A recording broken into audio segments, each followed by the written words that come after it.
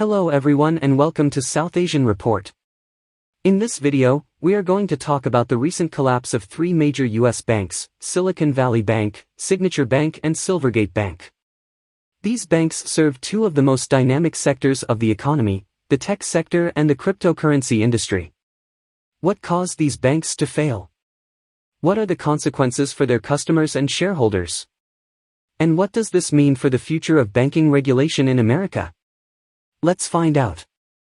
First, let's look at what happened to each bank. Silicon Valley Bank was the lender of choice for many tech startups in Silicon Valley. It offered specialized financial services, industry expertise and a valuable network for entrepreneurs. However, it also suffered from the rise in interest rates by the Federal Reserve, which hurt its investment portfolio, especially its bonds. As many startups withdrew their deposits from the bank due to their high cash burn rate, SVB had to sell its bonds at a discount to cover these withdrawals. This resulted in huge losses for the bank and eroded its capital base. Its attempt to raise $2.25 billion failed and it was closed by regulators on March 10. Signature Bank was another bank that catered to tech companies, but also had a large exposure to commercial real estate loans. It faced similar challenges as SVB with rising interest rates and deposit outflows. It also faced lawsuits from borrowers who claimed that it engaged in predatory lending practices and fraud. Its capital ratio fell below regulatory requirements and it was shut down by regulators on March 9. Silvergate Bank was a pioneer in serving the cryptocurrency industry.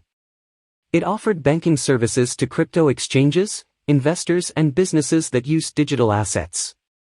It also launched its own digital currency called Silo that allowed instant transfers between its customers. However, it also took on significant risks by lending heavily to troubled and failed crypto exchanges that defaulted on their loans. It also saw its securities portfolio lose value due to rising interest rates. It reported a record $1 billion loss in the last quarter of 2022 and was seized by regulators on March 8. The collapse of these three banks has had serious consequences for their customers and shareholders. The FDIC has taken over these banks and guaranteed their insured deposits up to $250,000 per account. However, some customers had more than that amount deposited in these banks and may lose some or all of their excess funds. The FDIC may pay them some dividends as it sells off the assets of these banks, but there is no guarantee how much or when they will receive them. The shareholders of these banks have also lost most or all of their investments as these bank stocks have become worthless or nearly so. The failure of these three banks has also raised questions about the adequacy of banking regulation in America. Some lawmakers have blamed the deregulation that occurred in 2018 under President Trump's administration for allowing these banks to take on excessive risks without sufficient oversight.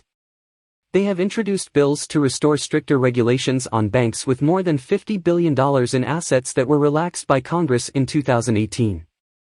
They argue that this would prevent future bank failures and protect consumers from predatory lending practices. However, some other lawmakers have defended deregulation as necessary for fostering innovation and competition in the banking sector.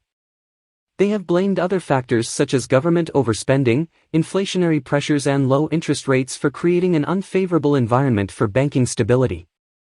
They argue that more regulation would stifle growth and hamper financial inclusion. The debate over banking regulation is likely to continue as more details emerge about what caused these three banks to collapse. The fate of these banks may serve as a cautionary tale for the banks in developing countries that serve niche markets or take on high-risk activities without adequate safeguards. That's all for today's video. Thank you for watching and don't forget to like, share and subscribe for more videos like this one.